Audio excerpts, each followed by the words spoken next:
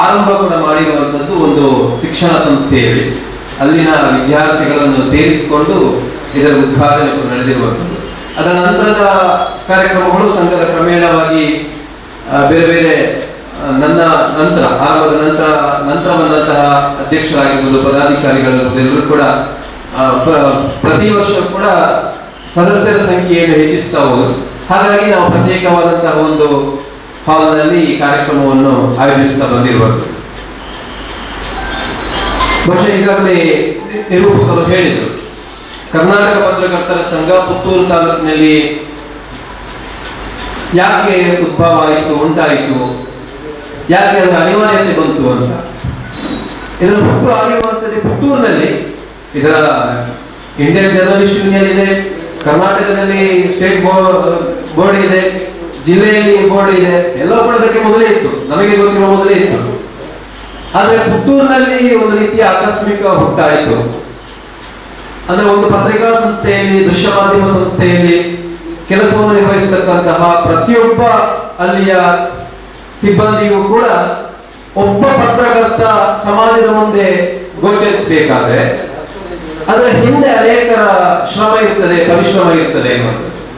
ಆ ಪರಿಶ್ರಮದ ಎಲ್ಲರನ್ನೂ ಕೂಡ ಸೇರಿಸಿಕೊಳ್ಬೇಕು, ಅವರಿಗೂ ಒಂದು ಸಂಘಟನೆ ಬೇಕು ಅನ್ನುವಂತಹ ಉದ್ದೇಶದಿಂದ ಈ ಒಂದು ಇಂಡಿಯನ್ ಜರ್ನಲಿಸ್ಟ್ ಯೂನಿಯನ್, ಕರ್ನಾಟಕ ಪತ್ರಕರ್ತರ ಸಂಘ ಆರಂಭಗೊಂಡಿರುವಂತಹ ಅದರ ಉದ್ದೇಶ ಕೂಡ ಅಷ್ಟೇ.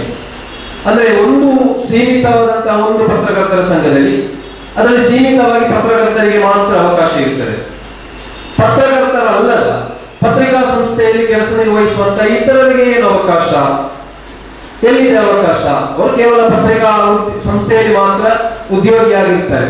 ಬಟ್ ಅವರಿಗೂ ಕೂಡ ಒಂದು ಸಂಘಟನೆ ಬೇಕು. ಇಲ್ಲಿ ಯಾಕೆ ಬೇಕು ಅಂತ ಹೇಳಿದಾಗ, ಸಾಮಾನ್ಯವಾಗಿ ಒಂದು ಸಂಘಟನೆ ಯಾಕೆ ಬೇಕು ಅಂತ ಹೇಳಿದ್ರೆ, ಸಂಘದ ಸದಸ್ಯರಿಗೆ ಏನಾದರೂ ಅನ್ಯಾಯಗಳಾದಾಗ, ಸಮಾಜದಲ್ಲಿ ತೊಡಕುಂಟಾದಾಗ ಅದನ್ನು ನಿವಾರಿಸಲಿಕ್ಕೆ ಅಥವಾ ಅದನ್ನು ಎದುರಿಸಲಿಕ್ಕೆ ಒಂದು ಸಂಘಟನೆ ಅಂತ ನಮಗೆ ಬೇಕಾಗ್ತದೆ ಅಂತ.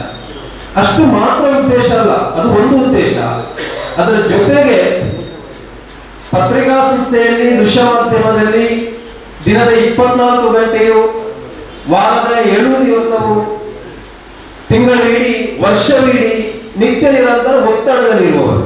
ಆ ಒತ್ತಡದ ಮಧ್ಯೆಯೂ ಕೂಡ ಪತ್ರಕರ್ತರಾದವರು ಅಥವಾ ಪತ್ರಿಕಾ ಸಂಸ್ಥೆಯಲ್ಲಿ ದುಡಿಯುತ್ತಿರುವವರು ಒಂದಷ್ಟು ಸಾಮಾಜಿಕವಾಗಿ ಸಾಂಸ್ಕೃತಿಕವಾದಂತಹ ರೀತಿಯಲ್ಲಿ ತೊಡಗಿಸಿಕೊಂಡು ಒಂದಷ್ಟು ಮನೋರಂಜನ ಅಥವಾ ಒತ್ತಡದಿಂದ ಹೊರಗೆ ಬರಲಿಕ್ಕೆ ಏನಾದರೂ ಒಂದಷ್ಟು ಅವಕಾಶಗಳಿವೆಯಾ ಎನ್ನುವಂಥದ್ದು ನೋಡಿದಾಗ ನಮಗೆ ಸಿಕ್ಕಿರುವಂಥದ್ದು ಅದು ಕರ್ನಾಟಕ ಪತ್ರಕರ್ತರ ಸಂಘ. ಬಹುಶಃ ಆರಂಭದಲ್ಲಿ ನಮಗೆ ಪುತ್ತೂರಿನಲ್ಲಿ ಕೂಡ ಇದರ ಉದ್ಘಾಟನೆ ಆಗಲಿ ಕೂಡ ನಾನು ದುಡಿತಿರುವಂತಹ ಸಂಸ್ಥೆಯ ಆಡಳಿತ ನಿರ್ದೇಶಕರಾಗಿರುವ ಡಾಕ್ಟರ್ ಯು ಪಿ ಶಿವಾನಂದರವರು ಬಹಳ ಪ್ರೇರೇಪಣೆಯನ್ನು ಕೊಟ್ಟವರು. ಈ ಸಂಘದ ಒಂದು ಆರಂಭಕ್ಕೆ, ಉದ್ಘಾಟನೆಗೆ ಯಾವಾಗಲೇ ಮುನ್ನುಡಿ ಬರೆದವರೇ ಡಾಕ್ಟರ್ ಯು ಪಿ ಶಿವಾನಂದರವರು. ಅವರ ಒಂದು ಮಾರ್ಗದರ್ಶನದಿಂದ ನಮಗೆ ಮುಂದೆ ಹೋಗ್ಲಿಕ್ಕಾಯ್ತು. ಬಹುಶಃ ನಾವು ಕೂಡ ಎನಿಸಿರಲಿಲ್ಲ ಆರಂಭದ ಆ ಹಂತದಲ್ಲಿ ಇದು ಇಷ್ಟರ ಮಟ್ಟಿಗೆ ಬೆಳೆಯುತ್ತದೆ, ಇಷ್ಟು ಇವತ್ತು 50ಕ್ಕಿಂತ ಹೆಚ್ಚು ಮಂದಿ ಸದಸ್ಯರನ್ನು ಒಳಗೊಂಡಂತ ಒಂದು ಪತ್ರಕರ್ತರ ಸಂಘವಾಗಿ ಬೆಳೆಯುತ್ತದೆ ಎನ್ನುವುದು ನಾವು ಕೂಡ ಗೊತ್ತಿರಲಿಲ್ಲ. ಬಹುಶಃ ಆ ಮಟ್ಟಕ್ಕೆ ಇವತ್ತು ಬೆಳೆದಿದೆ.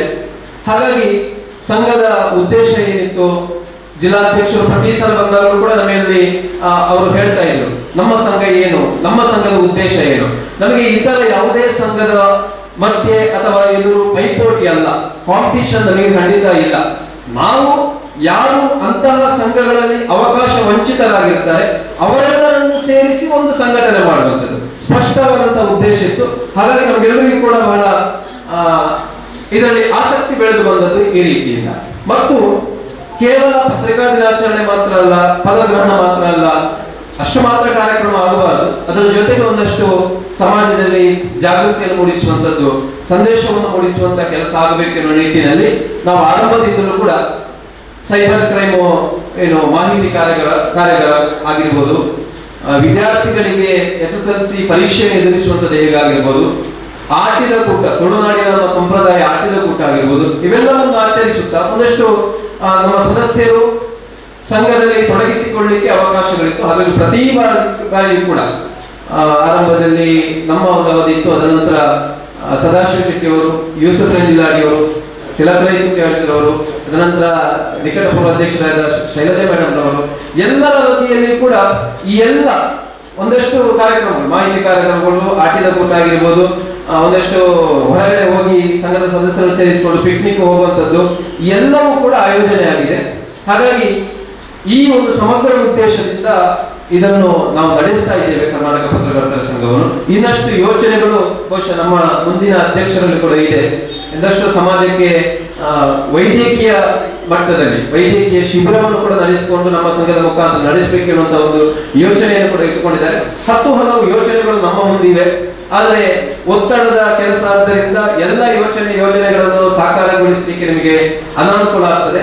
ಆದರೂ ಕೂಡ ವರ್ಷದಲ್ಲಿ 3-4 ಕಾರ್ಯಕ್ರಮಗಳು ಪ್ರತಿ ವರ್ಷವೂ ಕೂಡ ನಡೆಯುತ್ತಾ ಇದೆ. ಬಹುಶಃ ಈ ವರ್ಷವೂ ಕೂಡ ಅಂತಹ ಕಾರ್ಯಕ್ರಮಗಳು ನಮ್ಮ ಪದಾಧಿಕಾರಿಗಳ ಮುಖಾಂತರವಾಗಿ ನಡೆಯಲಿ. ಆ ಮೂಲಕವಾಗಿ ಇವತ್ತು ನಮಗೆ ಆಗಮಿಸಿರುವಂತಹ ಎಲ್ಲ ಗಣ್ಯರ ಶುಭಾಶೀರ್ವಾದ ಮತ್ತು ಹಾರೈಕೆ ಕೂಡ ನಮ್ಮ ಜೊತೆಗೆ ಇರಲಿ. ಅದರ ಜೊತೆಗೆ ಬಹುಶಃ ವಿಶೇಷವಾಗಿ ಈ ಬಾರಿ ನಮಗೆ ಹಿರಿಯರು, ನಮ್ಮ ಮಾರ್ಗದರ್ಶಕರು, ನಮ್ಮ ಸುದ್ದಿ ಬಳಗದಲ್ಲಿ ಇರುವವರು ಕೂಡ, ಅಂಕಣಕಾರರು ಕೂಡ ಆಗ್ಬೋದು, ನಿವೃತ್ತ ಮುಖ್ಯ ಶಿಕ್ಷಕರು, ಸಾಹಿತಿಗಳು, ಸನ್ಮಾನ್ಯ ಶ್ರೀ ನಾರಾಯಣ ಪೈ ಕುಪ್ಪಳಿ ಸರ್, ನಮ್ಮ ಗುರುಗಳು, ಅವರು ಕೂಡ ನಮ್ಮ ಸಂಘಕ್ಕೆ ಸೇರ್ಪಡೆಗೊಂಡಿದ್ದಾರೆ. ಸಂಘದಲ್ಲಿ ಅವರು ಕೂಡ ಸದಸ್ಯರಾಗಿದ್ದಾರೆ.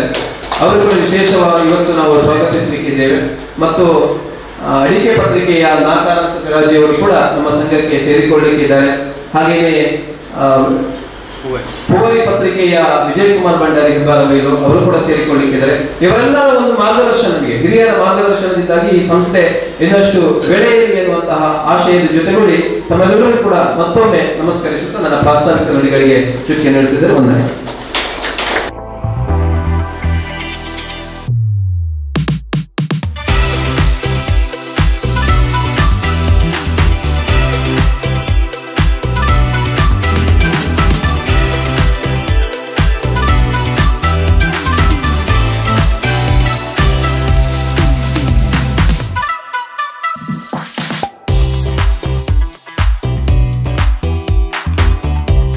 ಎಲ್ಲ ಪದಾಧಿಕಾರಿಗಳಿಗೆ ಹಾಗೂ ಅತಿಥಿಗಳಿಗೆ ಹಾಗೂ ವೇದಿಕೆ ಮುಂಭಾಗದಲ್ಲಿರುವಂಥ ನಮ್ಮ ಮನೆಯವರಿಗೆ ಅಂತ ಹೇಳ್ತೇನೆ, ನಮ್ಮ ಕುಟುಂಬದವರಿಗೆ ನಮಸ್ಕರಿಸ್ತಾ, ನಾನು ಸಾಧಾರಣ ಫಂಕ್ಷನ್ಗೆ ಹೋಗ್ಬೇಕಾದ್ರೆ ಹಿಂದಿನ ದಿನ ಸ್ವಲ್ಪ ಸ್ಪೀಚಿಗೆ ಪ್ರಿಪೇರ್ ಆಗ್ತೇನೆ.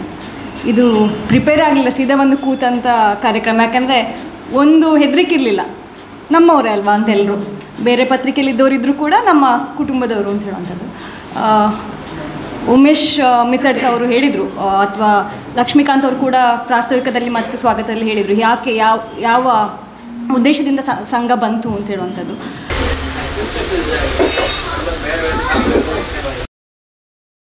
ಕಾರ್ಯಕ್ರಮಗಳು ಬೇರೆ ಬೇರೆ ಮಾಡಲಿಕ್ಕೆ ಅವಕಾಶ ಇರ್ತದೆ. ಅಂಥಕ್ಕೋಸ್ಕರ ಕಟ್ಟಿಕೊಂಡ ಸಂಸ್ಥೆ ಸಂಘ ಇದು ಕರ್ನಾಟಕ ಪತ್ರಕರ್ತರ ಸಂಘ. ಇನ್ನೂ ಕಳೆದ ವರ್ಷ ಕೆಲವು ವರ್ಷಗಳೇ ತುಂಬ ಕಾರ್ಯಕ್ರಮಕ್ಕೆ ನಾನು ಪಾಲ್ಗೊಂಡಿದ್ದೇನೆ. ಇವರು ಆಟಿದ ಕೂಟ ಇರ್ಬೋದು, ಅಥವಾ ಬೇರೆ ಬೇರೆ ಎಜುಕೇಷನ್ ಇನ್ಸ್ಟಿಟ್ಯೂಷನ್ಗೆ ಹೋಗಿ ಮಕ್ಕಳಿಗೆ ಬೇರೆ ಬೇರೆ ಕಾರ್ಯಕ್ರಮಗಳನ್ನು ಮಾಡುವಂಥದ್ದು, ಕಾರ್ಯಾಗಾರಗಳನ್ನು ಮಾಡುವಂಥದ್ದು, ಸಾಕಷ್ಟು ಕಾರ್ಯಕ್ರಮಗಳನ್ನು ಹಮ್ಮಿಕೊಂಡಿದ್ದಾರೆ ಕಳೆದ ಕೆಲವು ವರ್ಷಗಳಿಂದ. ಇನ್ನೂ ಕೂಡ ಈ ಶ್ರೀಧರಣ್ಣ ಅಂತ ಹೇಳಿ ಅಭ್ಯಾಸ ನಮಗೆ, ಹಾಗೆ ಶ್ರೀಧರ ಇಂದ ಬರೋದಿಲ್ಲ, ಶ್ರೀಧರಣ್ಣ ಮತ್ತು ಎಲ್ಲ ಅವರ ಪದಾಧಿಕಾರಿಗಳು ಹಾಗೂ ಮೆಂಬರ್ಸ್ಗಳ ಒಂದು ಜೋಶಲ್ಲಿ ಮುಂದಿನ ವರ್ಷ ಇನ್ನೂ ಹೆಚ್ಚಿನ ಮಟ್ಟದಲ್ಲಿ ಎಲ್ಲ ಕಾಲೇಜ್ಗಳಿಗಿರ್ಬೋದು, ಸ್ಟೂಡೆಂಟ್ಸ್ಗಳಿಗಿರ್ಬೋದು, ಹಾಗೂ ನಿಮ್ಮ ಸಂಘದ ಪದಾಧಿಕಾರಿಗಳಿಗೆ ಕೂಡ ಸಾಕಷ್ಟು ಕಾರ್ಯಕ್ರಮಗಳನ್ನು ಮಾಡಿ, ನಾವು ಸಂಸ್ಥೆಯಾಗಿ ಯಾವಾಗಲೂ ಒಟ್ಟಿಗಿದ್ದೇವೆ, ಅದನ್ನು ಹೇಳಲಿಕ್ಕೆ ಅಂತ ಇಲ್ಲ, ಯಾಕೆ ನಮ್ಮದೇ ಸಂಸ್ಥೆ ಇದು, ಒಂದು ಎಕ್ಸ್ಟೆಂಡೆಡ್ ಸಂಸ್ಥೆ ಇದ್ದಾಗೆ. ಒಂದು ನಾನು ಇದಕ್ಕೆ ಆ್ಯಡ್ ಮಾಡ್ತೇನೆ, ಅವ್ರು ಹೇಳಿದ್ದಕ್ಕೆ, ಒಂದು ಎಲ್ಲ ವಿಭಾಗದಲ್ಲಿ ಕೆಲಸ ಮಾಡಿದವರಿಗೆ ಇಲ್ಲಿ ಮೆಂಬರ್ಶಿಪ್ ಇದೆ ಅಂತ. ಇನ್ನೊಂದು ಇಲ್ಲಿ ವಿಶೇಷ ಏನು ಅಂತ ಹೇಳಿದರೆ, ತಂದೆ ಕೂಡ ಒಂದು ಸಂಸ್ಥೆಯಲ್ಲಿ ಮೆಂಬರ್, ಮಗನೂ ಕೂಡ ಅದೇ ಸಂಸ್ಥೆಯಲ್ಲಿ ಮೆಂಬರ್. ನಮ್ಮಲ್ಲಿ ಲೋಕಯ್ಯರು ತಂದೆ ರಾಜೇಶ್, ನಮ್ಮ ಇವತ್ತಿನ ಫೋಟೋಗ್ರಾಫರ್, ಇಲ್ಲದಿದ್ದರೆ ಡಿಸೈನರ್ ನಮ್ಮದು, ತಂದೆ ಮಗ ಇಬ್ಬರು ಒಂದು ಸಂಸ್ಥೆಯ ಮೆಂಬರ್ಸ್. ನಾನಿನ್ನೇ ಶ್ರೀಧರಣ್ಣ ಹೇಳುವಾಗ ಹೇಳಿದರು, ನಮ್ಮವರೆಲ್ಲ ಹೇಳುವಾಗ ಹೇಳಿದ್ರು, ಇಲ್ಲ ಕುಟುಂಬ ಸಮ್ಮೇಳನ ಸಿಂಚನ, ಎಲ್ಲರ ಮನೆಯವ್ರು ಬರ್ತಾರೆ, ಈ ಒಂದು ಹಸ್ಬೆಂಡ್ ಇಲ್ಲದ ವೈಫ್ ಬರ್ತಾರೆ, ಮಕ್ಕಳು ಬರ್ತಾರೆ, ಶ್ರೀಧರಣ್ಣ ಮಗ ಬಂದಿದ್ದಾರೆ, ಸೊ ಬರ್ತಾರೆ, ಎಲ್ಲ ಕುಟುಂಬ ಸಮ್ಮೇಳನ. ಇದು ಇನ್ನೊಂದು ರೀತಿಯ ಕುಟುಂಬ ಸಮ್ಮೇಳನ ಆಗಿದೆ. ಕುಟುಂಬದವರು ಇಬ್ಬರು, ಒಂದೇ ಮನೆಯವರು ಇಬ್ಬರು ಮೆಂಬರ್ಸ್ ನಿಮ್ಮ ಸಂಸ್ಥೆಯಲ್ಲಿ.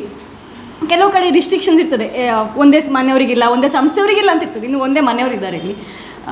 ಸಂಸ್ಥೆ ಇನ್ನೂ ಒಳ್ಳೆ ರೀತಿಯಲ್ಲಿ ಬೆಳೀಲಿ, ನಿಮ್ಮ ಮೆಂಬರ್ಗಳಿಗೆ ಸಾಕಷ್ಟು ಇನ್ನೂ ಫೆಸಿಲಿಟಿ ಸೆಕ್ಯುರಿಟಿಯನ್ನು ನಾವು ಕೆಲಸ ಮಾಡೋ ಸಂಸ್ಥೆಯಾಗಿ ಬೇರೆ ಈ ಸಂಘಟನೆ ಮೂಲಕ ಇನ್ನೂ ಜಾಸ್ತಿ ಕೊಡಲಿ ಅಂತೇಳಿ ಆಶಿಸ್ತಾ, ಒಳ್ಳೆಯ ಪದಾಧಿಕಾರಿಗಳ ಟೀಮ್, ಅದ್ರ ಬಗ್ಗೆ ಎರಡು ಮಾತಿಲ್ಲ. ಯಾಕೆಂದರೆ ಶ್ರೀಧರಣ್ಣ ನಾನು ಹುಟ್ಟಿದಾಗದಿಂದ ನೋಡ್ತಾ ಇದ್ದೇನೆ, ಯಾಕೆಂದರೆ ಅಷ್ಟು ವರ್ಷದಿಂದ ಇದ್ದಾರೆ. ಕರುಣಾಕರ್ ಅಂಕಲ್ ಇವತ್ತು ಸನ್ಮಾನ ಮಾಡಲಿಕ್ಕೆ ನೀವು ಸೂಕ್ತ ವ್ಯಕ್ತಿಯನ್ನು ಆರಿಸಿದ್ದೀರಿ. ಯಾಕೆಂದರೆ ನಾನು ನಿನ್ನೆ ತುಂಬ ನಮ್ಮ ಇಲ್ಲಿ ಅವರ ಸ್ಟೇಟಸ್ ನೋಡಿಕೊಂಡೆ, ಎಲ್ಲರೂ ಇವರ ಫೋಟೋ ಹಾಕಿ ಅಭಿನಂದನೆ ಹಾಕಿದ್ದಾರೆ ಸನ್ಮಾನ ಸ್ವೀಕರಿಸೋ ಮುಂಚೆ. ಯಾಕೆಂದರೆ ಎಲ್ರಿಗೂ ಇವರೊಂಥರ ತೆರೆಮರೆಯಲ್ಲಿ ಕೆಲಸ ಮಾಡೋರು. ಸಾಧಾರಣ ಹೆಚ್ಚಿನ ಸಂಪಾದಕರೆಲ್ಲ ಎದುರುಗಡೆ ಇರ್ತಾರೆ.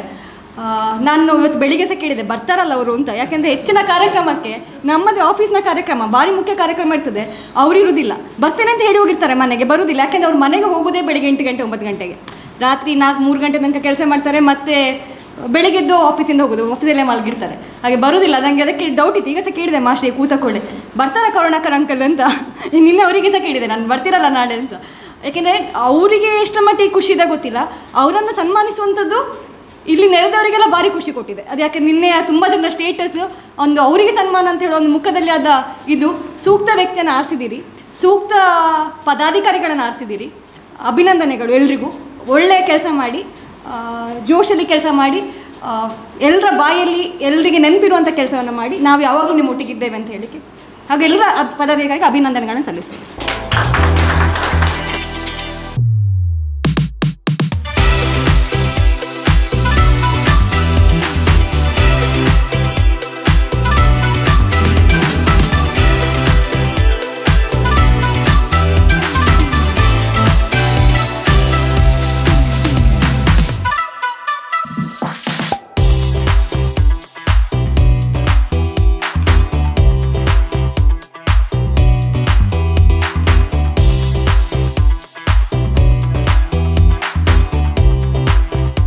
ಎಲ್ರಿಗೂ ನಮಸ್ಕಾರ. ಈ ಒಂದು ಸಮಾರಂಭದ ಅಧ್ಯಕ್ಷತೆಯನ್ನು ವಹಿಸಿರುವ ಕರ್ನಾಟಕ ಪತ್ರಕರ್ತರ ಸಂಘ ಇದರ ಜಿಲ್ಲಾಧ್ಯಕ್ಷ ಶ್ರೀಯುತ ಸುದೇಶ್ ಅವರೇ, ಸಮಾರಂಭವನ್ನು ಉದ್ಘಾಟಿಸಿರುವ ಅಂಬಿಕಾ ಮಹಾವಿದ್ಯಾಲಯದ ಪ್ರಾಚಾರ್ಯ ಶ್ರೀಯುತ ಮತ್ತು ಪತ್ರಿಕೋದ್ಯಮ ಕ್ಷೇತ್ರದಲ್ಲಿ ಅಪಾರ ಜ್ಞಾನವನ್ನು ಹೊಂದಿರುವ ಶ್ರೀಯುತ ರಾಕೇಶ್ ಕುಮಾರ್ ಕಮ್ಮಾಜಿ ಅವರೇ, ಮುಖ್ಯ ಅತಿಥಿಯಾಗಿರುವ ನಮ್ಮ ಸಂಸ್ಥೆಯ CEO ಸಿಂಚನ ಉರ್ಬೈಲ್ ಅವರೇ, ಸಂಘದ ನೂತನ ಅಧ್ಯಕ್ಷ ಶ್ರೀಧರ್ ರೈ ಕೋಡಂಬು ಮತ್ತು ವೇದಿಕೆಯಲ್ಲಿರುವ ಎಲ್ಲ ಗಣ್ಯರೇ, ನಮ್ಮ ಸಂಸ್ಥೆಯ ಪಾಲುದಾರರಾಗಿರುವ ಶ್ರೀಮತಿ ಶೋಭಾ ಶಿವಾನಂದ್ ಮತ್ತು ವೇದಿಕೆಯ ಮುಂಭಾಗದಲ್ಲಿರುವ ಎಲ್ಲ ಸನ್ಮಿತ್ರರೇ, ಇವತ್ತು ಕರ್ನಾಟಕ ಪತ್ರಕರ್ತರ ಸಂಘದ ವತಿಯಿಂದ ಒಂದು ಅರ್ಥಪೂರ್ಣ ಮತ್ತು ಅತ್ಯುತ್ತಮ ಕಾರ್ಯಕ್ರಮ ನಡೀತಾ ಇರುವುದು ನಮಗೆಲ್ಲರಿಗೂ ಸಂತಸ.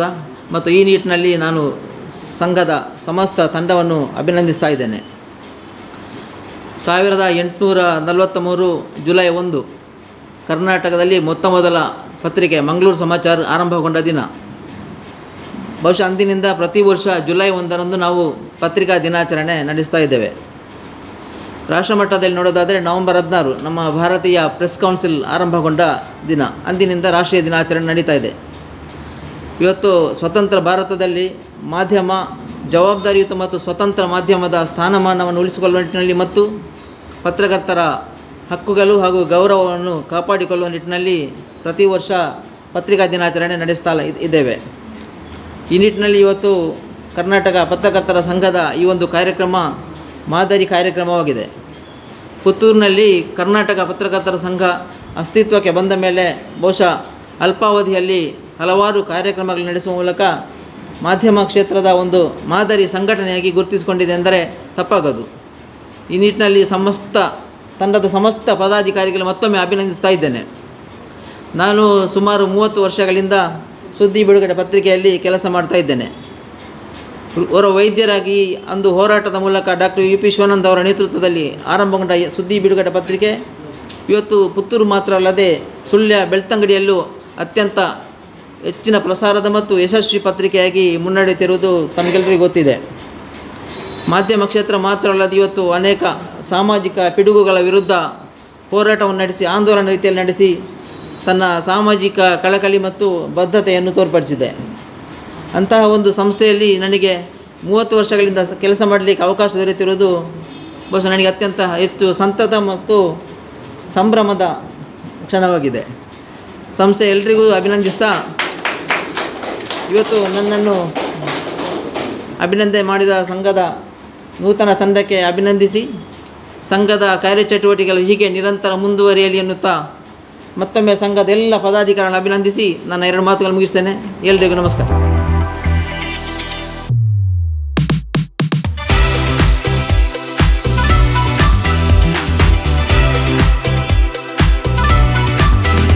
ಪತ್ರಕರ್ತರ ಸಂಘ ಕಳೆದ 7-8 ವರ್ಷಗಳಿಂದ ತುಂಬ ರಚನಾತ್ಮಕ ಕಾರ್ಯಗಳಲ್ಲಿ ತೊಡಗಿಕೊಂಡಿರೋದಕ್ಕೆ ನಾವೆಲ್ಲ ಸಾಕ್ಷಿಗಳಾಗಿದ್ದೇವೆ. ಮತ್ತು ಆಗಲೇ ಅದು ಪ್ರಸ್ತಾವನೆಯಲ್ಲಿ ಶ್ರೀಯುತ ಉಮೇಶ್ ಮಿತ್ತರ್ಕ ಅವರು ಹೇಳಿದಾಗೆ ಯಾರೆಲ್ಲ ಅವಕಾಶ ವಂಚಿತರಿದ್ದಾರೋ, ಯಾರಿಗೆಲ್ಲ ಒಂದು ಸಂಘಟನಾತ್ಮಕವಾಗಿ ತೊಡಗಿಕೊಳ್ಳೋದಕ್ಕೆ ಸಾಧ್ಯ ಆಗ್ತಾ ಇಲ್ವೋ ಅಂಥವರನ್ನು ಸೇರಿಸಿಕೊಳ್ಳುವ ಒಂದು ಬಹಳ ಆಶಯದೊಂದಿಗೆ ಈ ಸಂಘವನ್ನು ಇಲ್ಲಿ ಆರಂಭಿಸಲಾಯಿತು ಅಂತ ಹೇಳುವಂತಹ ಮಾತು ಅದು ಬಹುಶಃ ಅನೇಕ ಸಂಘಗಳಿಗೆ ಪ್ರೇರಣೆ ಮತ್ತು ಮಾದರಿ ಅಂತ ನಾನು ಅಂದುಕೊಳ್ತೇನೆ. ಯಾತಕ್ಕೆ ಅಂತಂದರೆ ಇವತ್ತು ಅವಕಾಶ ವಂಚಿತರಿಗೆ ಅವಕಾಶ ಕೊಡೋದೇ ಪತ್ರಿಕೋದ್ಯಮದ ನಿಜವಾದ ಮೂಲ ಆಶಯ ಅಂತ. ಅದನ್ನು ಈ ಸಂಘ ಇಲ್ಲಿ ಮಾಡ್ತಾ ಇದೆ. ಮತ್ತು ಅತ್ಯಂತ ಸಲೀಸಾಗಿ ಅತ್ಯಂತ ಸೊಗಸಾಗಿ ಜವಾಬ್ದಾರಿ ಪರಾಭಾರಿ ಕೂಡ ಆಗ್ತಾ ಇರೋದಕ್ಕೆ ನಾವೆಲ್ಲ ಸಾಕ್ಷಿ ಆಗ್ತಾ ಇದ್ದೇವೆ. ಅದರ ಪರಿಣಾಮವಾಗಿಯೇ ಇವತ್ತಿಗೆ ಶ್ರೀಧರ್ ರೈ ಕೋಡಂಬ ಅವರ ನೇತೃತ್ವದ ಒಂದು ಹೊಸ ಸಂಘ ರಚನೆ ಆಗಿದೆ. ಸಿಂಚನಾ ಮೇಡಮ್ ಹೇಳಿದರು, ಅವರನ್ನು ಶ್ರೀಧರ್ ರೈ ಅಂತ ನಾವು ಹೇಳೋದಿಲ್ಲ, ಶ್ರೀಧರ್ ಅಣ್ಣ ಅಂತಲೇ ಹೇಳೋದು ಅಂತೇಳಿ. ಹೌದು, ಅವರು ಹಾಗೆ. ಯಾಕೆಂದರೆ ಅವ್ರಿಗೆ ಸಿಟ್ಟು ಬರೋದನ್ನು ನೋಡಲೇ ಇಲ್ಲ. ನಾನು ಅದನ್ನು ಕಾಯ್ತಾ ಇದ್ದೇನೆ, ಯಾವಾಗ ನೋಡೋದು ಅವ್ರಿಗೆ ಸಿಟ್ಟು ಬರೋದನ್ನು ಅಂತೇಳಿ. ರಾತ್ರಿ 10:00ವರೆಗೆ ಎಲ್ಲ ಅವರು ಮಲಗಲಿಕ್ಕೆ ಹೊರಡುವಾಗ ಅದೊಂದು ಅಡ್ವರ್ಟೈಸ್ಮೆಂಟಲ್ಲಿ ಚೇಂಜ್ ಉಂಟಲ್ಲ ಅಂತ ಹೇಳಿದ್ರು ಅವ್ರಿಗೆ ಸಿಟ್ಟು ಬರೋದಿಲ್ಲ.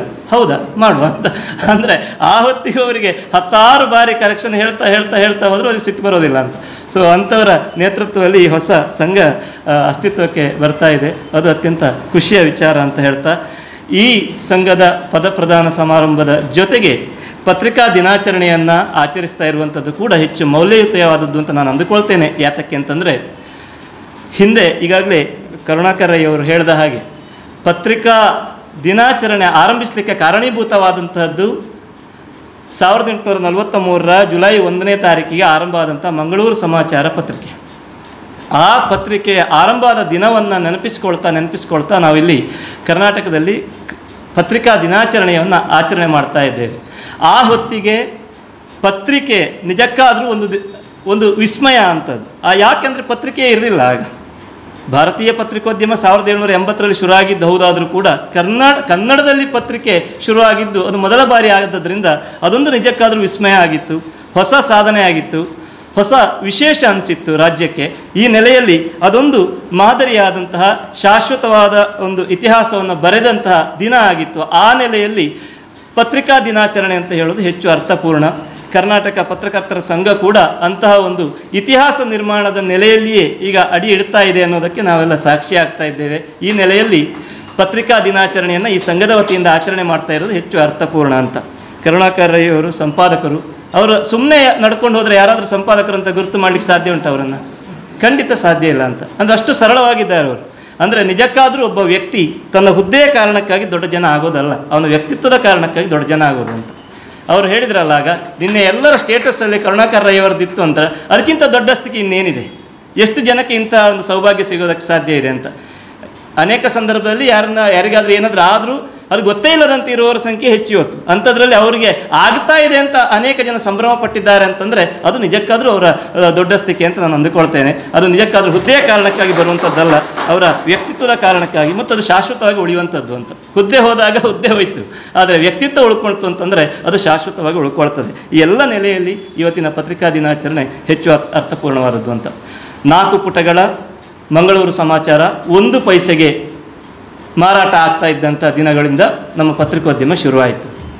ಮತ್ತು ಆ ಪತ್ರಿಕೆ ಶುರುವಾದಂಥ ಉದ್ದೇಶ ಕೂಡ ನಿಜಕ್ಕಾದರೂ ಆ ಹೊತ್ತಿಗೆ ಪ್ರಜಾಪ್ರಭುತ್ವ ಇಲ್ಲದೇ ಹೋದರೂ ಕೂಡ ಪ್ರಜಾಪ್ರಭುತ್ವದ ನೆಲೆಯಲ್ಲಿ ಆಡಳಿತ ವ್ಯವಸ್ಥೆಯ ತಪ್ಪುಗಳನ್ನು ಗುರುತಿಸುವಂತಹ ಕಾರಣಕ್ಕಾಗಿ ಶುರುವಾಯಿತು.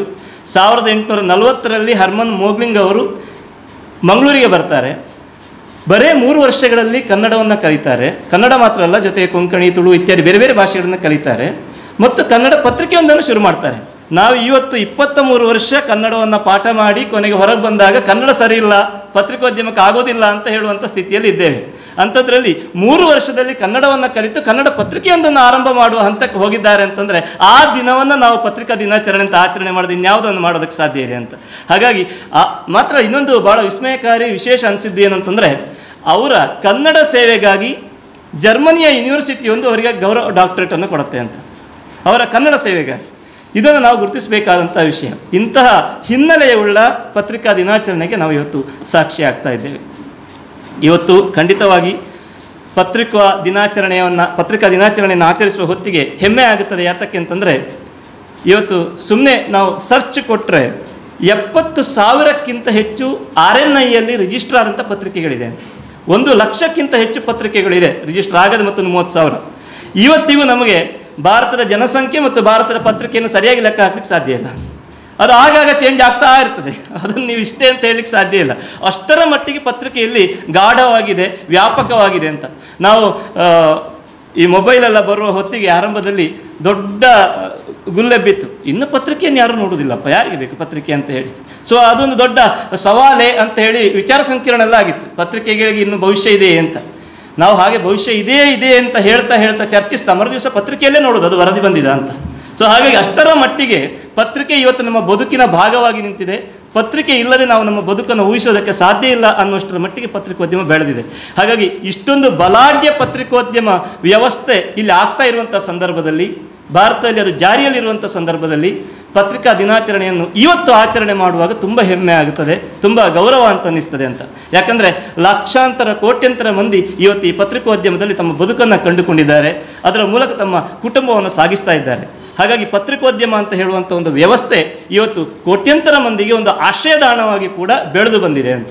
ಹಾಗಾಗಿ ಆ ನೆಲೆಯಲ್ಲಿ ನಾವು ಪತ್ರಿಕಾ ದಿನಾಚರಣೆಯನ್ನು ಗುರುತಿಸಬೇಕು. ಪತ್ರಿಕೋದ್ಯಮ ಎಷ್ಟು ಬಲಿಷ್ಠವಾಗಿ ಸಾಗುತ್ತಾ ಇದೆ ಅನ್ನೋದರ ನೆಲೆಯಲ್ಲಿ ನಾವು ಗುರುತಿಸಬೇಕು ಅಂತ. ಹಾಗೆಂತೇಳಿ ನಾವು ಖಂಡಿತವಾಗಿ ಪತ್ರಕರ್ತರೆಲ್ಲರೂ ಕೂಡ ಒಂದು ರೀತಿಯಲ್ಲಿ ಸಂಕ್ರಮಣದ ಕಾಲಘಟ್ಟದಲ್ಲಿ ಇದ್ದೇವೆ. ಯಾತಕ್ಕೆ ಅಂತಂದರೆ ಮೊದಲಿನ ಹಾಗಿಲ್ಲ ಇವತ್ತಿನ ಪತ್ರಿಕೋದ್ಯಮ. ಇವತ್ತು ಆಧುನಿಕ ವ್ಯವಸ್ಥೆಗಳು ಬದಲಾಗಿದೆ, ತುಂಬ ಆಧುನಿಕತೆ ಬಂದಿದೆ. ಬರೇ ಮೊಬೈಲ್ ಹಿಡ್ಕೊಂಡು ಹೋಗಿ ನಾವು ಇವತ್ತು TV ನ್ಯೂಸ್ ಮಾಡ್ಬೋದು, ಬರೇ ಮೊಬೈಲ್ ಹಿಡ್ಕೊಂಡು ಹೋಗಿ ಪತ್ರಿಕೆಗೆ ವರದಿ ಬರಿಬೋದು, ಫೋಟೋ ತಗೊಳ್ಬೋದು, ಎಲ್ಲವೂ ಮಾಡ್ಬೋದು. ಅತ್ಯಂತ ಸುಲಭ ಆಗಿದೆ. ಮೊದಲೆಲ್ಲ ದೊಡ್ಡ ಕ್ಯಾಮರಾವನ್ನು ಹಿಡ್ಕೊಂಡು ಹೋಗಬೇಕಾಗಿತ್ತು ಎಲ್ಲಿಗೆ ಹೋಗೋದಾದರೂ ಕೂಡ. ಈಗ ಆ ವ್ಯವಸ್ಥೆ ಇಲ್ಲ, ಬರೇ ಮೊಬೈಲಲ್ಲಿ. ಇವತ್ತು ಅನೇಕ ಘಟನೆಗಳು ನಮಗೆ ಲೈವ್ ಆಗಿ ಕಾಣ್ತಾ ಇದೆ. ಯಾತಕ್ಕೆಂದರೆ ಈ ಆಧುನಿಕ ವ್ಯವಸ್ಥೆಯಿಂದಾಗಿ. ಇವತ್ತು ಎಲ್ಲಿವರೆಗೆ ಅಂದರೆ ನಾನೊಂದು 2009ಕ್ಕೆ ನಾನು ಉಪನ್ಯಾಸಕನಾಗಿ ವೃತ್ತಿಗೆ ಸೇರಿಕೊಂಡಿದ್ದು. ಅಷ್ಟು ಹೊತ್ತಿಗೆ ನಾವು ಈ ಪಾಠ ರಿಪೋರ್ಟಿಂಗ್ ಕ್ಲಾಸ್ ಮಾಡಬೇಕಾದ್ರೆ ಆವಾಗ ನಾನು ಹೇಳ್ತಿದ್ದೆ, ಬಹುಶಃ ಲೈವ್ ಇನ್ನು ಕೊಡಲಿಕ್ಕೆ ಬಾಕಿ ಇರುವುದು ಯಾವುದು ಅಂತಂದರೆ ಆತ್ಮಹತ್ಯೆ ಮಾಡಿಕೊಳ್ತಾ ಇದ್ದಾನೆ ನೋಡಿ ಇದು ಲೈವ್ ನೇರ ಪ್ರಸಾರ ನಮ್ಮ ಚಾನೆಲಲ್ಲಿ ಅಂತ ಹೇಳೋದೊಂದು ಬಾಕಿ ಇದೆ, ಅಥವಾ ಕೊಲೆ ಮಾಡ್ತಿದ್ದಾನೆ ನೋಡಿ ಅಂತ ಲೈವ್ ತೋರಿಸ್ಲಿಕ್ಕೆ ಒಂದು ಬಾಕಿ ಇದೆ. ಅಷ್ಟರ ಮಟ್ಟಿಗೆ ನಾವು ಮುಂದೆ ಹೋಗಿದ್ದೇವೆ ಈಗ ಅಂತ. ಆದರೆ ಇತ್ತೀಚಿನ ದಿನ ನೋಡುವಾಗ ಅದು ಕೂಡ ಲೈವ್ ಆಗ್ತಾ ಇದೆ ಅಂತ. ಕೊಲ್ಲೋದು ಲೈವ್ ಆಗ್ತಾ ಇದೆ, ಆತ್ಮಹತ್ಯೆ ಲೈವ್ ಆಗ್ತಾ ಇದೆ, ಆತ್ಮಹತ್ಯೆ ಫ್ಯಾಷನ್ ಆಗ್ತಾ ಇದೆ ಲೈವ್ ಮಾಡಿಕೊಂಡು. ನಾನೀಗ ಸಾಯ್ತಾ ಇದ್ದೇನೆ ಅಂತ ಮೊಬೈಲ್ ಇಟ್ಕೊಂಡು ಹೇಳಿ ಸಾಯುವುದು ಅಂದರೆ ಅದು ಒಂದು ಆ ಹಂತಕ್ಕೆ ನಾವು ಬಂದಿದ್ದೇವೆ ಅಂತ. ನಾನು ಸಾಯ್ತಾ ಇದ್ದೇನೆ ನೋಡಿ ಅಂತ ಹೇಳಿ ಎಲ್ಲ ದುಃಖವನ್ನೆಲ್ಲ ತೋಡಿಕೊಳ್ಳೋದು, ಹೋಗಿ ನೇಣು ಹಾಕಿ ಸಾಯುದು.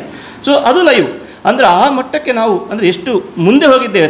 ನಾನು ತಾಂತ್ರಿಕವಾಗಿ ಹೇಳೋದು, ಸಾಯುವುದರ ಬಗ್ಗೆ ನನ್ನ ವಿಷಯ ಅಲ್ಲ, ಆದರೆ ತಾಂತ್ರಿಕವಾಗಿ ಎಷ್ಟು ಮುಂದೆ ಹೋಗಿದೆ ಜಗತ್ತು, ಅಂಥ ಜಗತ್ತಿನಲ್ಲಿ ನಾವು ಇವತ್ತಿದ್ದೇವೆ. ಹಾಗಾಗಿ ಪತ್ರಿಕೋದ್ಯಮದ ವ್ಯವಹಾರ ತುಂಬ ಲೀಲಾಜಾಲವಾಗಿ ಆಗಿದೆ ಅಂತ ಆದರೂ ಕೂಡ ಪತ್ರಕರ್ತನಿಗೆ ಅನೇಕ ಸವಾಲುಗಳು ಬರ್ತಾನೆ ಇದೆ. ಯಾತಕ್ಕೆ ಅಂತಂದರೆ ನಾವು ಮೊದಲಿನ ಪತ್ರಕರ್ತರ ಇತಿಹಾಸವನ್ನು ಓದುವಾಗ ಅದು ಹಿಂದೆ ಶಾಮರಾವ್ ಅಂತ ಪತ್ರಕರ್ತರು, ಸಂಯುಕ್ತ ಕರ್ನಾಟಕ ಸಂಪಾದಕರಾಗಿದ್ದಂಥವರು, YNK ಅಂತ ಪತ್ರಕರ್ತರು, ಅಥವಾ ಖಾದ್ರಿ ಶಾಮಣ್ಣ ಇರ್ಬೋದು, ಬಾಬುರಾವ್ ಪಟೇಲ್ ಅಂತ ಪತ್ರಕರ್ತರು, ಅಥವಾ ರುಸ್ಸಿ ಕರಂಜಿಯಾ ಅಂತ ಪತ್ರಕರ್ತರು, ಬ್ಲಿಟ್ಸ್ ಪತ್ರಿಕೆ ಅಂತ ಹೇಳಿ ದೊಡ್ಡ ಕ್ರಾಂತಿ ಮಾಡಿದಂಥವ್ರು. ಇವರದ್ದೆಲ್ಲ ಕಥಾನಕವನ್ನು, ಜೀವನ ಕಥಾನಕ ಓದಿದರೆ ಭಾಳ ರೋಚಕ ಅನಿಸೋದು ಏನು ಅಂತಂದರೆ, ಆ ಪತ್ರಕರ್ತರು ಆಗಿನವರು ಹೇಗಿದ್ರು ಅಂತಂದರೆ, ಬೆಳಗ್ಗೆ ಯಾವುದೋ ಒಬ್ಬ ಮಂತ್ರಿಯ ಜೊತೆಗೋ, ಪ್ರಧಾನಮಂತ್ರಿಯ ಜೊತೆಗೋ, ಮುಖ್ಯಮಂತ್ರಿ ಜೊತೆಗೋ, ಸಚಿವರ ಜೊತೆಗೋ ಅತ್ಯಂತ ಆತ್ಮೀಯವಾಗಿದ್ದು ಸಂಜೆ ಹೊತ್ತಿಗೆ ಅವರನ್ನೇ ಟೀಕಿಸಿ ಬರೀತಾ ಇದ್ರು ಮರುದಿವಸ ಪೇಪರಲ್ಲಿ ಅಂತ. ಇಂಥ ರೋಚಕ ಕಥೆಗಳನ್ನು ನಾವು ಓದ್ತಾ ಇದ್ದೇವೆ. ನಾವು ಓದುವಾಗ ಹೀಗೆಲ್ಲ ಮಾಡ್ಲಿಕ್ಕೆ ಸಾಧ್ಯ ಉಂಟು, ಇವತ್ತು ಒಟ್ಟಿಗೆ ಇಲ್ಲಿದ್ದು ನಾಳೆ ಹೋಗಿ ಉಲ್ಟಾ ಬರೆಯೋದು ಅಂದರೆ ಹೇಗೆ ಅಂತ. ಆದರೆ ಹಾಗೆ ಬರೆದು ಯಾರು ಬರೆಸಿಕೊಂಡಿದ್ದಾರೋ, ಯಾರು ಉಗಿಸಿಕೊಂಡಿದ್ದಾರೋ ಅವರೇ ಮರುದಿವಸ ಶ್ಲಾಘಿಸೋದು ಫೋನ್ ಮಾಡಿ, ಒಳ್ಳೆ ಬರೆದಿದ್ದೀರಿ ಮಾತ್ರ ನೀವು, ಆಯ್ತಾ, ವಿಷಯ ಹೌದು ಅಂತ. ಎಷ್ಟು ಒಂದು ಅತ್ಯುತ್ತಮ ಕಾಲಘಟ್ಟದಲ್ಲಿ ನಾವಿದ್ವಿ ಅಂತ. ಇವತ್ತೆಲ್ಲಿಯಾದರೂ ಬರೆದ್ರೆ ಕೂಡಲೇ ಬ್ರ್ಯಾಂಡ್ ಮಾಡಿಬಿಡ್ತಾರೆ. ಅವ ಅದು ಆಯ್ತಾ, ಇವ ಇದು ಆಯ್ತಾ, ಅದು ಎಡ ಆಯ್ತಾ, ಇದು ಬಲ ಆಯ್ತಾ, ಇದು ಆ ಪಕ್ಷ ಆಯ್ತು, ಇದು ಈ ಪಕ್ಷ ಆಯ್ತು, ಕೂಡಲೇ ಬ್ರ್ಯಾಂಡ್ ಮಾಡಿಬಿಡ್ತಾರೆ. ನೀವು ಆಡಳಿತ ಪಕ್ಷ ಒಳ್ಳೆ ಕೆಲಸ ಮಾಡ್ತಾ ನೀವೊಂದು ಹೊಗಳಿ ಬರೀರಿ ನಾಳೆ, ಕೂಡಲೇ ನಿಮ್ಮನ್ನು ಬ್ರ್ಯಾಂಡ್, ಅದು ಅವ ಅವರಿಗೆ ಅಷ್ಟೇ, ಅವ್ರ ಕತೆ ನಮ್ಗೆ ಗೊತ್ತಿಲ್ವಾ, ಆಯ್ತು. ಇಲ್ಲ ನೀವು ವಿರೋಧ ಪಕ್ಷನ ಹೊಗಳಿ ಬರೆದ್ರ ಏನಾದರೂ, ಇಲ್ಲ ಒಳ್ಳೆ ಕೆಲಸ ಮಾಡ್ತಾ ಇದ್ದಾರೆ, ರಚನಾತ್ಮಕವಾಗಿ ಮಾಡ್ತಾ ಇದ್ದಾರೆ ಅಂತ ಹೇಳಿ ಈಗ ಇವರು ಹೇಳ್ತಾರೆ ಕೂಡಲೇ ಆಡಳಿತ ಪಕ್ಷವರೇ, ಇಲ್ಲ ಅದು ಅವ ಎಲ್ಲ ಆಚೆ ಅದು ಪ್ರಯೋಜನ ಇಲ್ಲ. ಅಂದರೆ ಇದೊಂದು ದೊಡ್ಡ ಸವಾಲು ಅಂತ. ಇವತ್ತು ನೀವು ಪ್ರಾಮಾಣಿಕವಾಗಿ ಇರಲಿಕ್ಕೆ ಭಾರಿ ಕಷ್ಟ. ನೀವು ಕಂಡದ್ದನ್ನು ಸತ್ಯವನ್ನು ಹೇಳ್ತೇನೆ ಅಂತ ಹೇಳಿದ್ರೆ ನೀವು ಬ್ರ್ಯಾಂಡ್ ಆಗಿಬಿಡ್ತೀರಿ ಅಂತ. ಇದು ದೊಡ್ಡ ಸವಾಲು. ಇದು ಸಮಾಜದಿಂದ ನಮಗೆ ಆಗ್ತಾ ಇರುವಂಥ ಸವಾಲು. ಇದು ನಮ್ಮಿಂದಾಗಿ ಅಲ್ಲ, ಈ ಸಮಾಜ ಆ ಥರದಲ್ಲಿ ಗುರುತಿಸಲಿಕ್ಕೆ ಶುರು ಮಾಡಿದೆ. ಹೀಗಾಗಿ ನಿಜಕ್ಕೂ ಪ್ರಾಮಾಣಿಕತೆ ಇರುವಂಥ ಒಬ್ಬ ಪತ್ರಕರ್ತನಿಗೆ ನಾನು ನಿಜಕ್ಕಾದರೂ ಏನು ಒಳ್ಳೆಯದುಂಟು ಅದನ್ನು ಹೇಳಬೇಕು, ಯಾವುದು ಕೆಟ್ಟದುಂಟು ಅದನ್ನು ಹೇಳಬೇಕು ಅಂತ ಆ ರೀತಿಯಲ್ಲಿ ಬಯಸುವಂಥ ಪತ್ರಕರ್ತನಿಗೆ ಇವತ್ತು ಕೆಲಸ ಮಾಡೋದು ಭಾರಿ ಕಷ್ಟ ಅಂತ. ಹೀಗೆ ಏನು ಬ್ರ್ಯಾಂಡ್ ಆಗಿಬಿಡ್ತಲ್ಲ ಕೂಡಲೇ ನೀವು ಹೇಗೆ ಕೆಲಸ ಮಾಡ್ತೀರಿ ಅಂತ. ಸೊ ಈ ನೆಲೆಯ ಒಂದು ದೊಡ್ಡ ಸವಾಲು ನಮ್ಮ ಮುಂದೆ ಇದೆ. ಇದನ್ನು ಎದುರಿಸಿ ನಿಲ್ಲೋದೇ ದೊಡ್ಡ ಸಂಗತಿ, ಅದೇ ದೊಡ್ಡ ಸವಾಲು. ಅದನ್ನು ಹೇಗೆ ಎದುರಿಸಬೇಕು? ಬಹುಶಃ ಅಂಥದ್ದನ್ನು ಎದುರಿಸಲಿಕ್ಕೆ ಇಂಥ ಸಂಘಗಳು ಅಗತ್ಯ ಇದೆ ಅಂತ ನನಗೆ ಅನ್ನಿಸ್ತಾರೆ. ಕಾನೂನು ಸಲಹೆಗಾರರು ಅದಕ್ಕೆ ಬೇಕಾಗ್ತದೆ ಅಂತ. ಯಾಕೆಂತಂದರೆ ಹೇಗೆ ಎದುರಿಸುವುದು, ಇಲ್ಲದಿದ್ದರೆ ಹೇಗೆ ಇದನ್ನು ನಾವು ತಗೊಂಡು ಹೋಗೋದು ಮುಂದೆ? ಸೊ ಈ ನೆಲೆಯಲ್ಲಿ ಇದು ಒಂದು ಸವಾಲಾದರೆ ಭಾಳ ದೊಡ್ಡದು. ಎರಡನೇ ಸವಾಲು ಏನು ಅಂತಂದರೆ, ಪತ್ರಕರ್ತರನ್ನು ಭ್ರಷ್ಟರನ್ನಾಗಿಸುವ ದೊಡ್ಡ ವ್ಯವಸ್ಥೆ ನಮ್ಮ ಸಮಾಜದಲ್ಲಿದೆ ಅಂತ. ನಾವು ಕ್ಲಾಸಲ್ಲೆಲ್ಲ ಮೊದಲೆಲ್ಲ ಕೇಳ್ತಿದ್ದೆ, ಈಗ ಕೇಳೋದಿಲ್ಲ. ನೀವು ಯಾಕಾಗಿ ಪತ್ರಿಕೋದ್ಯಮಕ್ಕೆ ಬಂದ್ರಿ ಅಂತ. ಆಗ ಆ ಉತ್ತರ ಭಾಳ ಸೊಗಸಾಗಿತ್ತು. ಸಮಾಜವನ್ನು ತಿದ್ದಬೇಕು ಸರ್, ಸಮಾಜವನ್ನು ಬದಲಾವಣೆ ಮಾಡಬೇಕು ಸರ್, ಸಮಾಜದಲ್ಲಿರುವ ಕೋರೆಗಳನ್ನೆಲ್ಲ ತಿದ್ದಿ ನೇರ ಮಾಡಬೇಕು ಸರ್, ಅಂದರೆ PVC ಪೈಪಿನಾಗೆ. ಸೊ ಹೀಗೆ ಉತ್ತರಗಳು ಭಾಳ ಇರ್ತಿತ್ತು. ಆಮೇಲೆ ಕೇಳೋದು ನಿಲ್ಲಿಸ್ತದೆ. ಯಾಕೆಂದರೆ ಇವರು ಹೇಳಿದ್ದು ಯಾವುದೂ ಕೂಡ ಪ್ರಾಕ್ಟಿಕಲಿ ಆಗೋದಿಲ್ಲ ಅಲ್ಲಿ ಹೋದಾಗ, ಅದು ಬೇರೆ ಇರ್ತದೆ ಅಂತ ಹೇಳೋದು ಗೊತ್ತಾಯಿತು. ಅಂದರೆ ಸಮಸ್ಯೆ ಏನಾಗಿದೆ ಅಂತಂದರೆ, ಇವತ್ತು ಸಮಾಜ ಅಂದರೆ ನೀವಾಗಲಿ ನಾವಾಗಲಿ ನಾವು ಶಾಲೆಗೆ ಹೋಗುವಾಗ ನಿಮಗೆ ನೆನಪಿರ್ಬೋದು, ನಮ್ಮ ಪಠ್ಯಪುಸ್ತಕದಲ್ಲಿ ಒಂದು ವಾಕ್ಯ ಇರ್ತಿತ್ತು. ಏನು ಅಂತಂದರೆ, ಭಾರತ ಅಭಿವೃದ್ಧಿಶೀಲ ರಾಷ್ಟ್ರ ಅಂತ, ಭಾರತ ಅಭಿವೃದ್ಧಿ ಹೊಂದುತ್ತಿರುವ ರಾಷ್ಟ್ರ ಅಂತ. ಇವತ್ತಿಗೂ ಪಠ್ಯಪುಸ್ತಕ ತೆಗೆದು ನೋಡಿದರೆ ಹಾಗೆಯೇ ಉಂಟದು, ಭಾರತ ಅಭಿವೃದ್ಧಿ ಹೊಂದುತ್ತಿರುವ ರಾಷ್ಟ್ರ ಅಂತ. ನನಗೊಂದು ಆಸೆ ಉಂಟು, ಸಾಯೋ ಮೊದಲೊಮ್ಮೆ ಅಭಿವೃದ್ಧಿ ಹೊಂದಿದ ರಾಷ್ಟ್ರ ಅಂತ ಒಮ್ಮೆ ಓದಿ ಸಾಯಬೇಕು ಅಂತ ಉಂಟು ಆಸೆ ಜೀವನದಲ್ಲಿ. ಹಾಗಾಗಿ ಈ ಅಭಿವೃದ್ಧಿ ಹೊಂದುತ್ತಿರುವ ರಾಷ್ಟ್ರ ಅಂತ ಹೇಳಿ ಓದಿ ಅದು ಅಭಿವೃದ್ಧಿ ಹೊಂದಿ ಎಲ್ಲಿವರೆಗೆ ಬಂದಿದೆ ಅಂತಂದರೆ, ಇವತ್ತು ಸಮಾಜದಲ್ಲಿ ಬೇಕಾಷ್ಟು ಜನ ಉಳ್ಳವರಿದ್ದಾರೆ. ಮೊದಲು ಉಳ್ಳವರ ಸಂಖ್ಯೆ ಕಮ್ಮಿ ಇತ್ತು, ಈಗ ಉಳ್ಳವರ ಸಂಖ್ಯೆ ಜಾಸ್ತಿ ಆಗಿದೆ. ಹಾಗಾಗಿ ಪತ್ರಕರ್ತರನ್ನು ಭ್ರಷ್ಟರನ್ನಾಗಿಸುವಂಥ ವ್ಯವಸ್ಥೆ ಭಾಳ ಡಾಳಾಗಿ ನಡೀತಾ ಇದೆ ಅಂತ, ಕೊಂಡುಕೊಳ್ಳುವಂಥ ವ್ಯವಸ್ಥೆಗಳು ನಡೀತಾ ಇದೆ. ನನಗೆ ಎಷ್ಟೋ ಸಲ ಇದು ಹೇಳಿದ್ರಲ್ಲ, ಇದು ಕುಟುಂಬದ ಕಾರ್ಯಕ್ರಮ ಅಂತ. ಹಾಗಾಗಿ ನನಗೆ ವೈಯಕ್ತಿಕ ನೆಲೆಯಲ್ಲಿ ನಾನು ಯೋಚನೆ ಮಾಡೋದು ನನಗೆ ಅನಿಸಿದ್ದುಂಟು. ಅಲ್ಲ, ಪತ್ರಕರ್ತರು ಮತ್ತು ಭ್ರಷ್ಟರಾಗದೆ ಏನಾಗುತ್ತಾರೆ ಇವರು ಈ ನಮೂನೆ ಆಮಿಷ ಒಡ್ಡಿದ್ರೆ ಅಂತ. ಯಾಕೆ ಅಂತಂದರೆ, ಪತ್ರಿಕೋದ್ಯಮಕ್ಕೆ ನಾನು ವಿದ್ಯಾರ್ಥಿಗಳು ಬರೋದನ್ನು ನೋಡಿದ್ದೇನೆ. ನೋಡುವಾಗ 100ಕ್ಕೆ 99.99 ವಿದ್ಯಾರ್ಥಿಗಳು ಅವರು ಸಾಮಾನ್ಯ ಮತ್ತು ಬಡ ವರ್ಗದಿಂದ ಬರುವಂಥ ವಿದ್ಯಾರ್ಥಿಗಳು, ಆರ್ಥಿಕವಾಗಿ ಬಹಳ ಸಶಕ್ತವಾದ ಕುಟುಂಬದಿಂದ ಬರುವಂಥವ್ರು ಅಲ್ಲ. ಇಂಥ ಮನೆಯಲ್ಲಿ ಸಮಸ್ಯೆ ಇರ್ತದೆ, ಮನೆ ಮುರಿದು ಬೀಳುವ ಹಂತಕ್ಕೆ ಬಂದಿರ್ತದೆ, ಮನೆಯ ಸಾಲಕ್ಕೆ ಬ್ಯಾಂಕಿನವರು ಪುರ್ಸೊತ್ತಿಲ್ಲದೆ ಬರ್ತಾ ಇರ್ತಾರೆ ಮನೆಗೆ. ಮನೆಯಲ್ಲಿ ಇನ್ಯಾರ್ದೋ ಮದುವೆ ಆಗಬೇಕು, ಮನೆಯಲ್ಲಿ ಕೆಟ್ಟವರ ಆರೋಗ್ಯಕ್ಕೆ ದುಡ್ಡು ಖರ್ಚಾಗಬೇಕು. ಇಂಥದ್ದೆಲ್ಲ ಒತ್ತಡಗಳ ಮಧ್ಯೆ ಈ ಪತ್ರಕರ್ತನಾದವನು ಕೆಲಸ ಮಾಡಬೇಕು. ಇಂಥ ಹೊತ್ತಿಗೆ ಯಾರಾದರೂ ಬಂದು ನೀ ಆ ಸುದ್ದಿಯನ್ನು ಹಾಕದಿದ್ದರೆ ಸಾಕು, ನಿಂಗೆ 10 ಲಕ್ಷ ಕೊಡ್ತೇನೆ ಅಂತಂದರೆ ಯಾಕೆ ಆಗಬಾರ್ದು? ಹಾಕದಿದ್ರೆ ಆಯಿತು, ನಾನೇನು ಹೊಗಳಿ ಬರಿಬೇಕಾದ್ದಲ್ಲ, ಹಾಕದಿದ್ರೆ ಆಯ್ತಷ್ಟೇ ಅಂತ. ಹಾಗೆ ಭ್ರಷ್ಟನನ್ನಾಗಿ ಮಾಡುವಂಥ ವ್ಯವಸ್ಥೆ ಭಾಳ ಸುಲಭಕ್ಕುಂಟು ಅಂತ. ಹಾಗಾಗಿ ಇಂಥ ಸವಾಲನ್ನು ಎದುರಿಸುವಂಥ, ಅಂದರೆ ಇವತ್ತು ಎಷ್ಟೋ ಸಲ ನಾನು ತಮಾಷೆ ಮಾಡ್ತೇನೆ, ಪತ್ರಕರ್ತರಿಗೆ ಅಂತಲ್ಲ, ನಮ್ಮನ್ನೆಲ್ಲ ಸೇರಿಸಿ ಎಲ್ಲರನ್ನೂ ಸೇರಿಸಿ ನಾನು ಹೇಳೋದು, ನಮ್ಮದ್ದೆಲ್ಲ ಈಗ ನೈತಿಕತೆ ಅಂದರೆ ಎಷ್ಟರದ್ದು ಅಂತ ನಾವೊಂದು ಲೆಕ್ಕ ಹಾಕಬೇಕು ಅಂತ. ಈಗ 10 ಲಕ್ಷಕ್ಕೆ ನಾನು ಅಲ್ಲಾಡ್ತೇನಾ? ಆದರೆ ನನ್ನ ನೈತಿಕತೆ ಅಷ್ಟೇ 10 ಲಕ್ಷದ್ದು ಅಂತ. ಇಲ್ಲ, 1 ಕೋಟಿವರೆಗೆ ನಾನು ಅಲ್ಲಾಡೋದಿಲ್ಲ, ನಾನು ಭಾಳ ಗಟ್ಟಿಯಪ್ಪ ಅಂದರೆ 1 ಕೋಟಿವರೆಗೆ ನನ್ನ ಮೌಲ್ಯ ಅಂತ. ಇಲ್ಲ 10 ಕೋಟಿ ಕೊಟ್ಟರೆ ಅಲ್ಲಾಡೋದೇ, 10 ಕೋಟಿವರೆಗೆ ನನ್ನ ಮೌಲ್ಯ ಅಂತ. ಹಾಗಾದರೆ ಈ ಮೌಲ್ಯ ಎಲ್ಲಿವರೆಗೆ ಅಂತ? ಆದರೆ ಎಲ್ಲೋ ಒಂದು ಕಡೆ ಆ ಮೌಲ್ಯ ಎಂಡಾಗ್ತದೆ ಅಂತ, ಅದು ನಮ್ಮ ದುರಂತ ಅಂತ. ಅಂದರೆ ಇಲ್ಲ, 1000 ಕೋಟಿ ತಂದಿರಿ, ನಾನು ಅಲ್ಲಾಡೋದಿಲ್ಲ ಅಂತ ಬಾಯಲ್ಲಿ ಹೇಳ್ಬೋದು, ಯಾಕಂದರೆ ಯಾರು ಇಡುವುದಿಲ್ಲ ಅಂತ ಗೊತ್ತುಂಟು ನಮಗೆ. ಹಾಗಾಗಿ ವಾಸ್ತವದಲ್ಲಿ ಆಗೋದಿಲ್ಲ. ಯಾಕಂದರೆ ಮನುಷ್ಯನಿಗೆ ಅಭಾವ ವೈರಾಗ್ಯ ಮತ್ತು ಸ್ವಭಾವ ವೈರಾಗ್ಯ ಅಂತ 2 ಉಂಟು. ಸ್ವಭಾವ ವೈರಾಗ್ಯ ಅಂದರೆ ಏನು ಅಂತಂದರೆ, ಇವತ್ತು ಸಿದ್ದರಾಮಯ್ಯನವರು ನರೇಂದ್ರ ಮೋದಿಯವರು ಬಂದು ಹೇಳೋದು, ನಮಗಿನ್ನು ಆಡಳಿತದಲ್ಲಿ ಆಸಕ್ತಿ ಇಲ್ಲ, ಬಿಡ್ತೇವೆ ನಾವು, ನನಗೆ ಪ್ರಧಾನಿ ಬೇಡ, ನನಗೆ ಮುಖ್ಯಮಂತ್ರಿ ಬೇಡ. ಅದು ಸ್ವಭಾವ ವೈರಾಗ್ಯ. ಅವ್ರಿಗೆ ಆಗ್ಲಿಕ್ಕೆ ಆಗ್ತದೆ, ಯೋಗ್ಯತೆ ಉಂಟು, ಯಾರು ಅಲ್ಲಾಡಿಸೋದಿಲ್ಲ ಈಗ, ಆದರೂ ನನಗೆ ಬೇಡ ಅಂತ ಹೇಳೋದು, ಅದು ಸ್ವಭಾವ ವೈರಾಗ್ಯ. ನಾನು ನೀವು ಕೂತ್ಕೊಂಡು ಹೇಳೋದು, ನನಗೆ ಪ್ರಧಾನಿ ಕೊಟ್ಟರು ಬೇಡಪ್ಪ ಅಂತ. ಕೊಡುವ ಯಾರು ಹೇಳೋದು ದೊಡ್ಡಸ್ತಿಕೆ. ನನಗೆ ಪ್ರಧಾನಿ ಕೊಟ್ಟರು ಬೇಡ, ನನಗೆ ಮೊನ್ನೆ ಇವರು ಬಿಂದು ಅವರು ರೋಲ್ಸ್ ರಾಯ್ಸ್ ಕಾರ್ ತಗೊಂಡ್ರು, ನನಗೆ ಆ ಕಾರ್ ಕೊಂಡ್ರು ನನಗೆಲ್ಲ ಬೇಡಪ್ಪ, ಮನೆಯಲ್ಲೆಲ್ಲ ಉಪದ್ರ ಆಗ್ತದೆ ಅಂತ. ಕೊಡುವ ಯಾರು ಇಲ್ಲ. ಹಾಗಾಗಿ ಇದು ಅಭಾವ ವೈರಾಗ್ಯ, ಸ್ವಭಾವ ವೈರಾಗ್ಯ ಅಲ್ಲ. ಹಾಗಾಗಿ ಈ ಸ್ವಭಾವ ವೈರಾಗ್ಯವೇ ನಮ್ಮಲ್ಲಿ ಹೆಚ್ಚಾಗ್ತಾ ಹೋದ್ರಷ್ಟೇ ಇಂಥ ಸಮಸ್ಯೆಗಳನ್ನು ಪರಿಹರಿಸ್ಬೋದು, ಈ ಭ್ರಷ್ಟಾಚಾರಕ್ಕೆ ಒಳಗಾಗುವುದನ್ನು ನಾವು ತಪ್ಪಿಸ್ಕೊಳ್ಬೋದು ಅಂತ. ಕೇವಲ 1 ವರ್ಷದ ತರಗತಿಯೋ 3 ವರ್ಷದ ತರಗತಿಯೋ ನಾವು ನೈತಿಕವಾಗಿರಬೇಕು ಅಂತ ಹೇಳುವಂಥ ವ್ಯವಸ್ಥೆಯೋ ಅಲ್ಲ. ನಿಜಕ್ಕಾದರೂ ಅದು ಸೀನಿಯರ್ಗಳಿಂದ ಜೂನಿಯರ್ಗಳಿಂದ ನಂತರದವರಿಗೆ ಹರಿದು ಹೋಗಬೇಕು ಅಂತ ಈ ನೈತಿಕತೆ ಅಂತ ಹೇಳೋದು. ಮೇಲಿನವರನ್ನು ನೋಡಿ ಕೆಳಗಿನವರು, ಕರುಣಾಕರೆಯವರು ನೋಡಿ ನನಗೆ ಅನಿಸ್ಬೇಕು, ಸರಳವಾಗಿರಬೇಕು, ಹೀಗೇ ಇರಬೇಕು ಬದುಕು ಅಂತ ನನಗೆ ಅನಿಸಿತು ಅಂತಾದರೆ, ಆವಾಗ ಅದು ತುಂಬ ಸದೃಢವಾದಂತಹ ನೈತಿಕ ವ್ಯವಸ್ಥೆ ಆಗುತ್ತದೆ. ಆ ನೆಲೆಯಲ್ಲಿ ಹೋದಾಗಷ್ಟೇ ಪತ್ರಿಕೋದ್ಯಮ ತುಂಬ ಸಶಕ್ತವಾಗಿ ಕೆಲಸ ಮಾಡೋದಕ್ಕೆ ಸಾಧ್ಯ ಇದೆ ಅಂತ. ಇಲ್ಲದೆ ಹೋದರೆ ಈ ಥರದ ಭ್ರಷ್ಟತೆಗೆ ಒಳಗಾಗಬೇಕಾಗಿತ್ತು ಅಂತ. ಇವತ್ತು ನಿಜಕ್ಕಾದರೂ ಪ್ರಜಾಪ್ರಭುತ್ವ ರಾಷ್ಟ್ರವಾದಂತಹ ಭಾರತದಲ್ಲಿ ಇಷ್ಟೊಂದು ವ್ಯಾಪಕ ಜನಸಂಖ್ಯೆಯಲ್ಲಿ 140 ಕೋಟಿಗೂ ಕೂಡಿಸಿ ಜನ, ಜಗತ್ತಿನ ನಂಬರ್ 1 ರಾಷ್ಟ್ರ ಜನಸಂಖ್ಯೆಯಲ್ಲಿ ಇವತ್ತು ಭಾರತ. ಚೀನಾವನ್ನು ಮೊದಲು ಚೀನಾ ಅಂತ ಹೇಳ್ತಿದ್ದೆವು, ಈಗ ಇಲ್ಲ, ನಮ್ಮದೇ ಮೊದಲಾಗಿದೆ ಈಗ. ಸೊ ಇಂಥ ಇಷ್ಟು ದೊಡ್ಡ ಬೃಹತ್ ರಾಷ್ಟ್ರದಲ್ಲಿ ನಿಜಕ್ಕಾದರೂ ಈ ಪತ್ರಿಕೋದ್ಯಮ ಇದ್ದದ್ದಕ್ಕೆ ಇಷ್ಟು ಸೊಗಸಾದ ಜೀವನವನ್ನು ನಾವು ಕಟ್ಟಿಕೊಳ್ಳೋದಕ್ಕೆ ಸಾಧ್ಯ ಆಗಿದೆ ಅಂತ. ಯಾಕಂದ್ರೆ ನಮಗೆಲ್ಲ ಗೊತ್ತಾಗ್ತಾ ಇದೆ ಇವತ್ತು ಏನೇನು ಆಗ್ತಾ ಇದೆ, ಏನೇನು ವ್ಯವಸ್ಥೆ ಇದೆ, ಎಲ್ಲವೂ ನಮ್ಗೆ ಗೊತ್ತಾಗ್ತಾ ಇದೆ. ಹಾಗಾಗಿ ಈ ಪತ್ರಿಕೋದ್ಯಮ ಇದ್ದದ್ದಕ್ಕೆ ಮತ್ತು ನಾವು ಅದನ್ನು ಇದು 4ನೇ ಪ್ರಜಾಪ್ರಭುತ್ವ 4ನೇ ಅಂಗ ಅಂತ ಮಾನಿಸಿದ್ದಕ್ಕೆ ಇವತ್ತು ಇಷ್ಟು ಒಳ್ಳೆಯ ಬದುಕನ್ನು ಜನಸಾಮಾನ್ಯರು ಕೂಡ ಕಟ್ಟಿಕೊಳ್ಳೋದಕ್ಕೆ ಸಾಧ್ಯ ಆಗಿದೆ. ಹಾಗಾಗಿ ಪತ್ರಿಕೋದ್ಯಮದ ಅವಶ್ಯಕತೆ ಸಮಾಜಕ್ಕೆ ಖಂಡಿತವಾಗಿದೆ ಮತ್ತು ತುಂಬ ಪ್ರಾಮಾಣಿಕ ಪತ್ರಿಕೋದ್ಯಮದ ಅವಶ್ಯಕತೆ ಈ ಸಮಾಜಕ್ಕಿದೆ.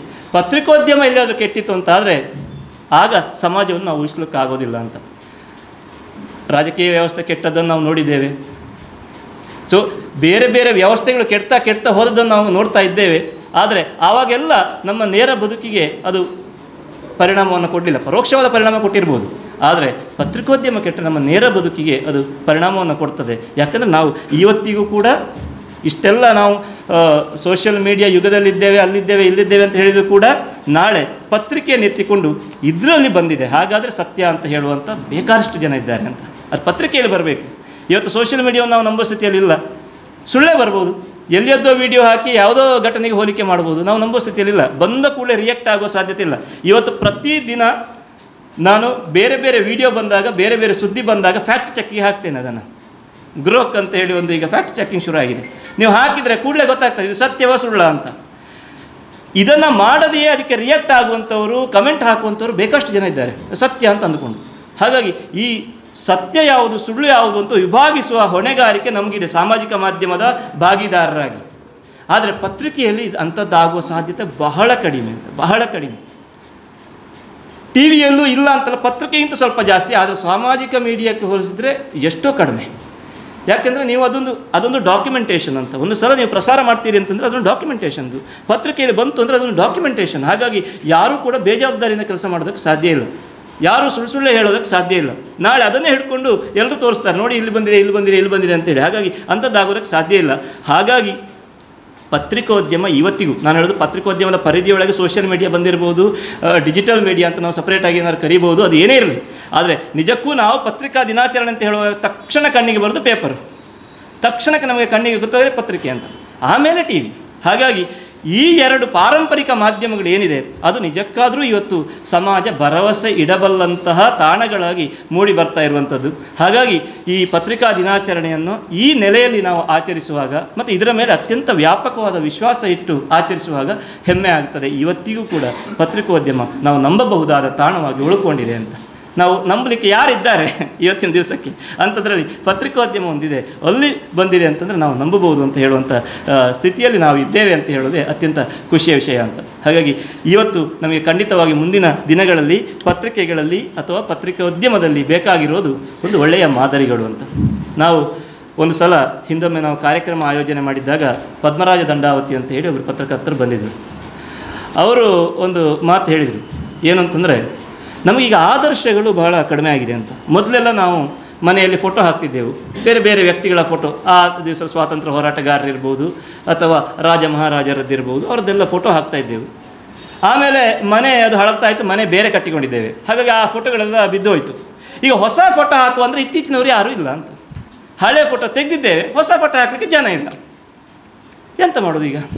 ಹಾಗೆ ಆದರ್ಶಗಳೇ ಈಗ ನಾವು ನೋಡಿ ನಾವು ಇವತ್ತಿಗೂ ಕೂಡ ನಾವು ಹೇಳೋದೇನು, ಜ್ಞಾನಪೀಠ ಪ್ರಶಸ್ತಿ, ಕುವೆಂಪು, ಶಿವರಾಮ ಕಾರಂತ, ಅಲ್ಲಿಂದಲೇ ಮತ್ತೆ ಈಚೆ ಇನ್ನೂ ಬರಲಿ. ನಾವು ಇವತ್ತಿನ ನಿನ್ನೆಯ ಕವಿಯನ್ನು ಗುರುತಿಸುವ ಸ್ಥಿತಿಗೆ ಬರಲಿಲ್ಲ ಅಂತ. ಅಂದರೆ ಅಷ್ಟೊಂದು ಗಾಢವಾಗಿ ದಟ್ಟವಾಗಿ ಬರೆಯುವಂಥ ವ್ಯವಸ್ಥೆ ಹಿಂದಿನವರು ಎಲ್ಲ, ನಾವು ಹಿಂದಿನವರು ಹೇಳೋದು. ನಾನಾಗಲೂ ಉದಾಹರಣೆ ಕೊಡುವಾಗ ಶಾಮರಾವ್ ಅಂತ ಹೇಳಿದ್ದು, ವೈಯನ್ಕೆ ಅಂತ ಹೇಳಿದ್ದು. ಅಂದರೆ ಆ ಹಿಂದಿನಕ್ಕೆ ಹೋಗ್ತಾ ಇದ್ದೇವೆ.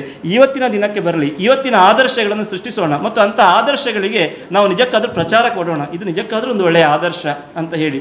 ಸೊ ಆ ನೆಲೆಯಲ್ಲಿ ಅಂಥ ಆದರ್ಶಗಳನ್ನು ನಾವು ಮತ್ತೆ ಮುಂದೆ ಸಮಾಜದ ಮುಂದೆ ಇಡ್ತಾ ಹೋದರೆ ಖಂಡಿತವಾಗಿಯೂ ಪತ್ರಿಕೋದ್ಯಮ ಮತ್ತಷ್ಟು ಪ್ರಬಲವಾಗಿ ಸಶಕ್ತವಾಗಿ ಕೆಲಸ ಮಾಡೋದಕ್ಕೆ ಸಾಧ್ಯ ಇದೆ ಅಂತ ಹೇಳ್ತಾ ಈ ದಿನದ ಕರ್ನಾಟಕ ಪತ್ರಕರ್ತರ ಸಂಘದ ಪದಗ್ರಹಣ ಕಾರ್ಯಕ್ರಮ ಮತ್ತು ಪತ್ರಿಕಾ ದಿನಾಚರಣೆ ತುಂಬ ಸೊಗಸಾಗಿ, ನಿಜಕ್ಕಾದರೂ ಇಲ್ಲಿ ಮಾತಲ್ಲ, ಘಟನೆ ಮುಖ್ಯ ಅಂತ ನನಗೆ ಅನ್ನಿಸ್ತು. ಒಳ್ಳೆಯ ಘಟನೆ ನಡೆದಿದೆ. ಒಳ್ಳೆಯ ವ್ಯಕ್ತಿಗಳು ಪದಗ್ರಹಣವನ್ನು ಮಾಡಿಕೊಂಡಿದ್ದಾರೆ. ಒಳ್ಳೆಯ ವ್ಯಕ್ತಿಗೆ ಸನ್ಮಾನ ಆಗಿದೆ. ಹಾಗಾಗಿ ಎಲ್ಲ ಸಜ್ಜನ ಬಂಧುಗಳು ಸೇರಿದ್ದೀರಿ. ಈ ಎಲ್ಲ ಕಾರ್ಯಕ್ರಮ ಖಂಡಿತವಾಗಿ ಇದೊಂದು ನಿಮಿತ್ತ ಮಾತ್ರವಾಗಿ ಮುಂದಿನ ದಿನಗಳಲ್ಲಿ ಅದು ಇನ್ನಷ್ಟು ವ್ಯಾಪಕವಾಗಿ ಕರ್ನಾಟಕ ಪತ್ರಕರ್ತರ ಸಂಘದಿಂದ ಹಲವು ಕಾರ್ಯಕ್ರಮಗಳು ಜಾರಿಯಾಗಲಿ ಅಂತ ಹಾರೈಸ್ತಾ ಆಶಿಸ್ತಾ ನನ್ನನ್ನು ಕರೆದದ್ದಕ್ಕೆ ಎಲ್ಲರಿಗೂ ಕೃತಜ್ಞತೆ ಸಲ್ಲಿಸಿ ನನ್ನ ಮಾತು ಮುಗಿಸ್ತೇನೆ.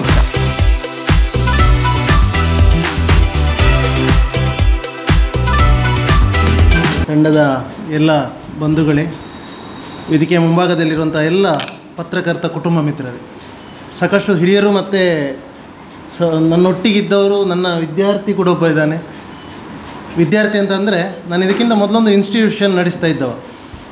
ಸುಮಾರು ಒಂದು 10-15 ವರ್ಷ ಕಾನೂನು ಸ್ವಲ್ಪ ಹಿಂದೆ ಇಟ್ಟು ತರಬೇತಿಯಲ್ಲಿ ಇದ್ದವ. ಅದಾದ ನಂತರ ನಾನು ಪೂರ್ಣ ಪ್ರಮಾಣದಲ್ಲಿ ಕಾರ್ಪೊರೇಟ್ ಸಂಸ್ಥೆಗಳ ಜೊತೆಗೆ ಮತ್ತು ಈಗ ಸ್ವಂತ ಪ್ರಾಕ್ಟೀಸನ್ನು ಶುರು ಮಾಡಿದ್ದು. ಒಂದು ವಾರದ ಹಿಂದೆ, ಒಂದು 15 ದಿವಸದ ಹಿಂದೆ ಶ್ರೀಧರ್ ಅವರು ಒಂದು ಆತಂಕ ವ್ಯಕ್ತಪಡಿಸಿದರು, ನಮ್ಮ ತಂಡ ಬೆಳೀತಾ ಇದೆ, ಮುಂದೆ ಏನು ಅಂತ. ಅಂದರೆ ಈ ಚಾಲೆಂಜ್ ಅನ್ನುವಂಥದ್ದು ಕೊನೆಗೆ ಬಂದು ನಿಲ್ಲುವಂಥದ್ದು ಎರಡೇ ಘಟ್ಟದಲ್ಲಿ. ಒಂದು ಪತ್ರಿಕೆ ಎದುರು, ಅದರೊಂದಿಗೆ ಕಾನೂನಿನ ಎದುರು. ಕಾನೂನಿನ ಸಹಕಾರ ಬೇಕಾಗುವಂಥದ್ದು ಮತ್ತು ಇವೆರಡೂ ಕೂಡ ಜೊತೆಯಲ್ಲಿ ಹೋಗಲೇಬೇಕಾಗ್ತದೆ. ಖಂಡಿತವಾಗಿ ಒಂದು ಸಾಂಸ್ಥಿಕ ರೂಪವನ್ನು ಒಂದು ಪಡ್ಕೊಳ್ಳುವಾಗ 4-5 ಜನ ಕೂಡ್ಕೊಂಡು ಒಂದು ಸಂಘಟನೆ ಮಾಡುವಂಥದ್ದು ಅದು ಬೇರೆ ವಿಚಾರ. ಸಂಘಟನಾತ್ಮಕವಾಗಿ ಒಂದು ಸಾಂಸ್ಥಿಕ ರೂಪವನ್ನು ಒಂದು ಪಡ್ಕೊಳ್ಳುವಾಗ ಅದಕ್ಕೆ ಒಂದು ಒಳ್ಳೆಯ ಚೌಕಟ್ಟು ಮತ್ತು ಅದು ಬೆಳವಣಿಗೆಯ ಒಳ್ಳೆಯ ಒಂದು ಫೌಂಡೇಶನನ್ನು, ತಳಹದಿಯನ್ನು ಕೊಡುವಂಥದ್ದು ಕೂಡ ಬೇಕಾಗ್ತದೆ. ಅಧ್ಯಕ್ಷರು ಹೇಳಿದರು, ನೀವು ನಮ್ಮೊಂದಿಗೆ ಇರಬೇಕು ಅಂತ. ಖಂಡಿತವಾಗಿ ನಾವು ಜೊತೆಯಾಗಿ ಬೆಳೆಯೋಣ.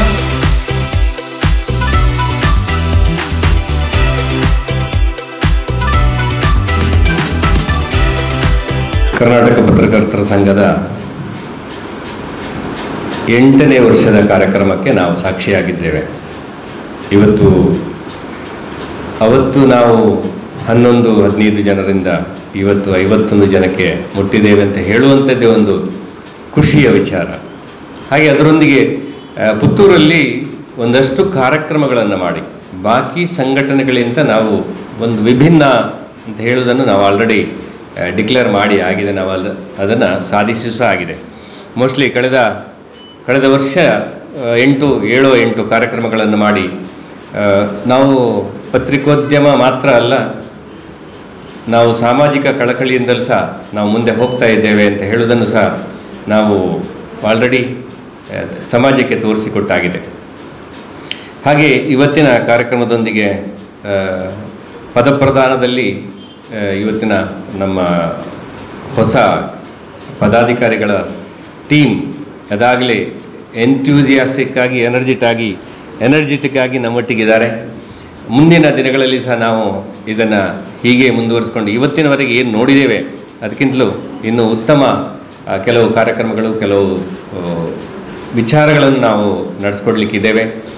ಪುತ್ತೂರಿನ ಪ್ರತಿಯೊಂದು ಕಾರ್ಯಕ್ರಮದಲ್ಲಿ ಸಹ ನಾವು ಜಿಲ್ಲೆಯಿಂದ ಹಾಗೂ ರಾಜ್ಯದಿಂದ ಸಹ ನಾವು ನಿಮ್ಮೊಟ್ಟಿಗೆ ಇದ್ದೇವೆ ಅಂತ ಸಹ ನಾನು ಈ ಸಂದರ್ಭದಲ್ಲಿ ಹೇಳಲಿಕ್ಕೆ ಇಚ್ಛೆ ಪಡ್ತಾ ಇದ್ದೇನೆ.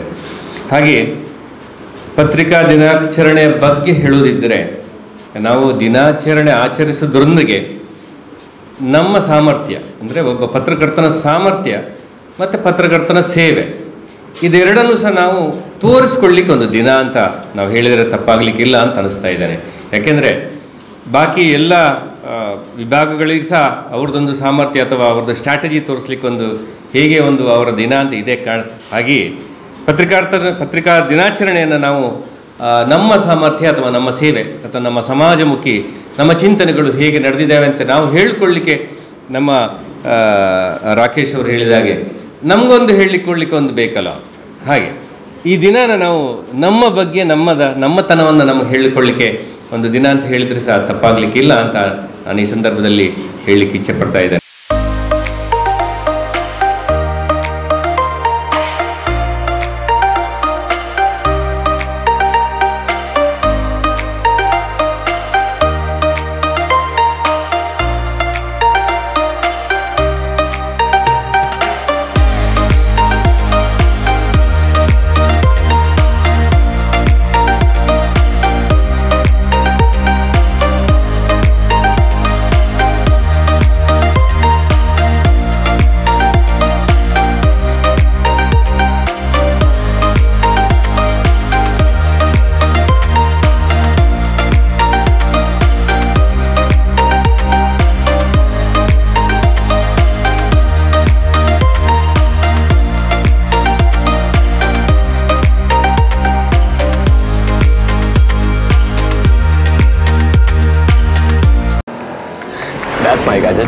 Let's go have some fun then.